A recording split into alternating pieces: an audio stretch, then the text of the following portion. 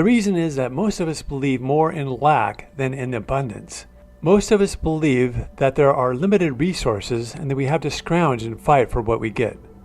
The majority of people believe in scarcity instead of abundance.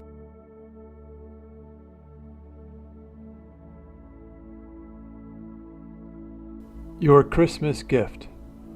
Christmas is almost here, and usually most of us get so wrapped up in the stress of buying the right gifts or trying to lose weight before the holidays so we'll look good in family pictures that we lose sight of what Christmas is all about.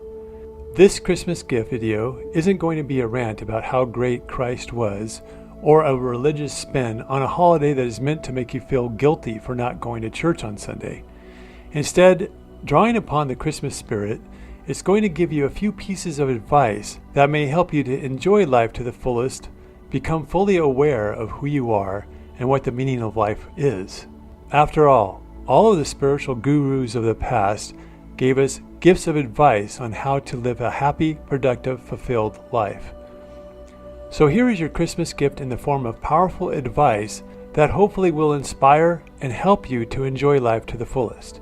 In this video, we are going to cover the extraordinary things that Christ said to all of us that can inspire you even if you aren't a Christian, one way of being that can transform your life, and how to bolster belief in yourself through the facts about quantum physics. The origins of Christmas date back to around 325 AD, when Constantine, the Roman emperor, wanted his people to get along better and to live in peace and harmony.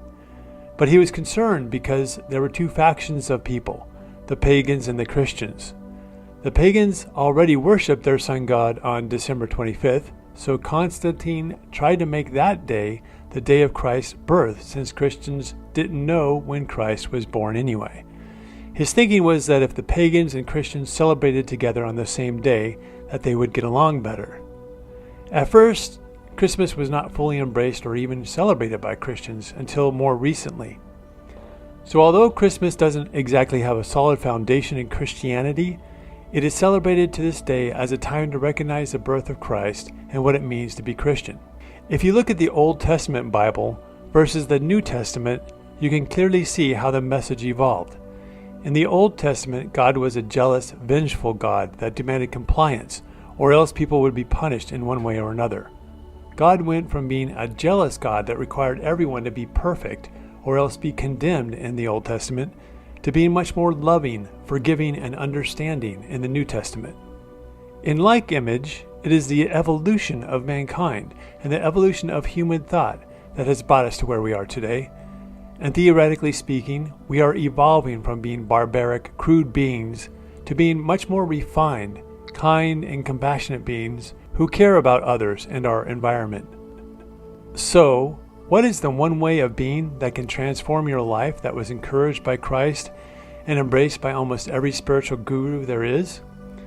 The answer is unconditional love. The Beatles had it right all along. All you need is love. But taken a step further, all you need is unconditional love. Unconditional love is loving others regardless of what they do, who they are, or what they believe. It is all about allowing others to be who they are without judgment or condemnation, and it's about accepting others, even if they have opposing opinions compared to yours on all topics in life. Jesus said to love your enemies and pray for those who persecute you. But how many people follow that advice? Hardly any, even among Christians. Why? The reason is that most of us believe more in lack than in abundance. Most of us believe that there are limited resources and that we have to scrounge and fight for what we get. The majority of people believe in scarcity instead of abundance, and that belief creates tension in our world even to this day. This is the reason for every war there ever was. Leaders who believe in scarcity and the people who believe in it too. And when you believe in lack, you believe in fighting against others to protect what you have and to get what you want. And yet, Jesus said that if you had faith the size of a mustard seed, that you could say to the mountain, move, and it would move. Greg Braden, a 5-time New York Times bestselling author, scientist, educator, and pioneer, who bridges the gap between spirituality and science, said that we don't understand that we create our own reality through the power of our thought and feeling. He said that if you want to manifest whatever you want, then you must feel as if your prayer has already been answered. One of the points that he likes to make is from the Lost Gospel of Thomas in verse 106. There were roughly 45 books of the Bible that were purposely kept from us by Constantine and the Council of Nicaea in around 320 AD. The reason why they removed many parts of the Bible was that some of the teachings Jesus said were too empowering, too leading edge. The bottom line was that the leaders didn't want people to know their own true power. So, the Dispenza book of Thomas says at verse 106, quote, "When you make the two, thought and emotion, as one, you will say to the mountain, 'Move away,' and the mountain will move away." Unquote. So, Jesus taught that when you marry thought with emotion, that you can affect creation. He was trying to say that your thoughts are powerful, and that if you have even just a little faith, you could move mountains. In other words, use the power of your thought and emotion to create your reality. Braden says to use your thought and the power of your heart when you pray or ask the universe for what you want. It was Christ who taught this to us, but it was removed from the Westernized Bible.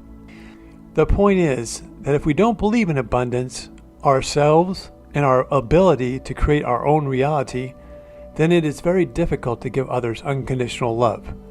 When you think that others can take away everything from you and you are powerless over them, then it's difficult to even want to be loving and caring to others. But when you embrace who you really are and the power that you have within yourself to create your reality, regardless of your government and regardless of anyone else, then you will be your natural, abundant self. Then you will embrace your true power, and only then can you give unconditional love to everyone else. The basis of life is freedom. The purpose of life is joy, and the result of life is expansion.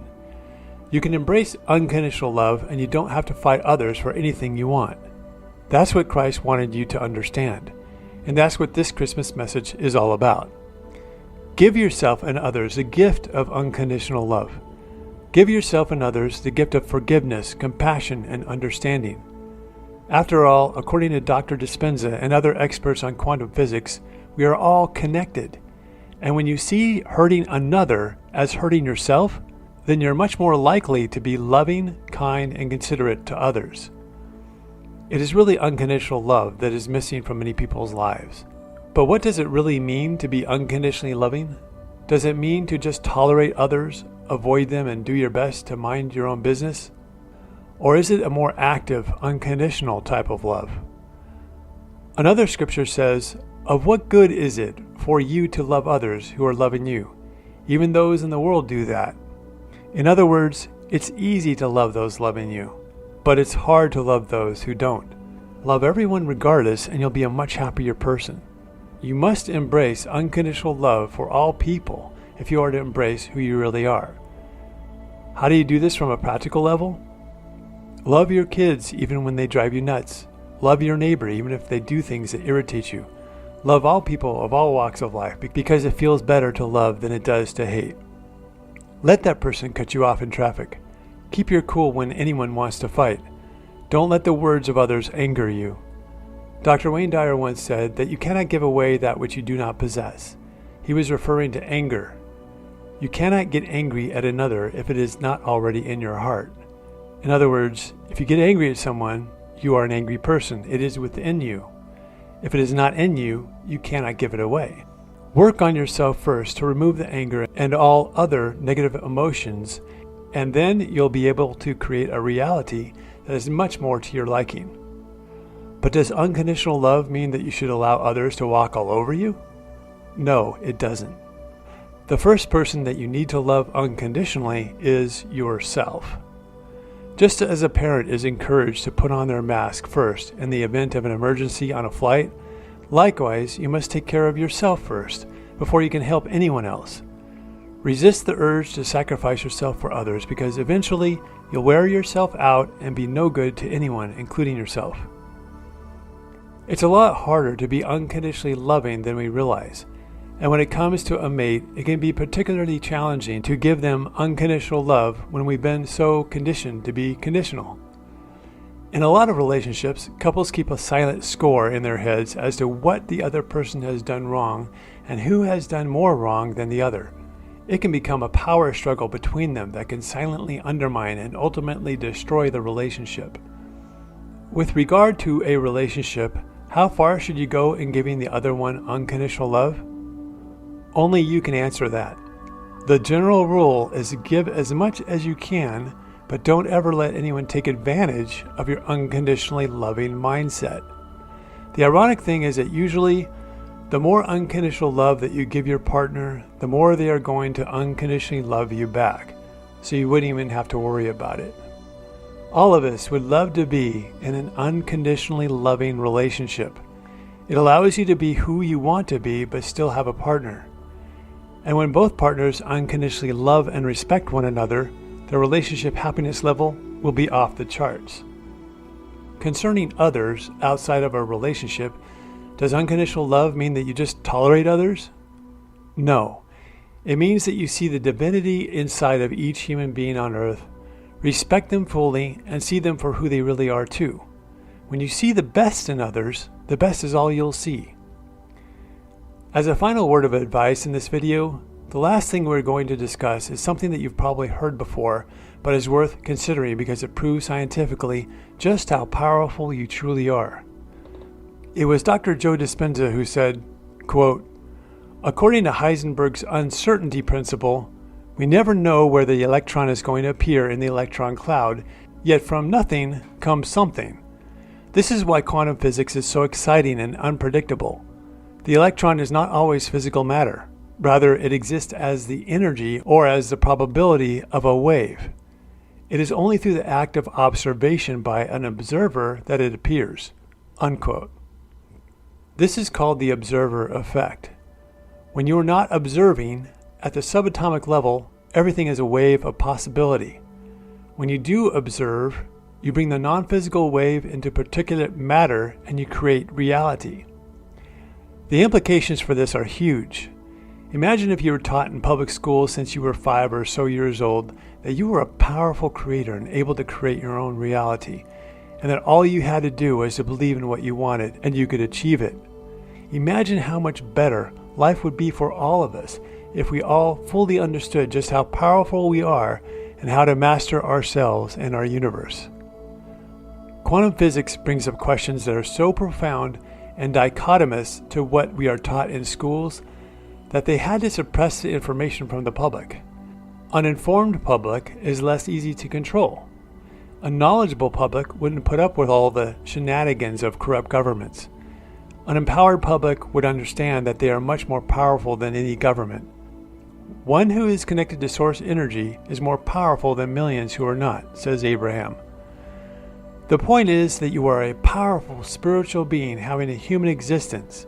You create your reality through the marrying of your thoughts and emotion, and you are unlimited in who you can be, what you can do, and what you can have. That is this Christmas gift message for you.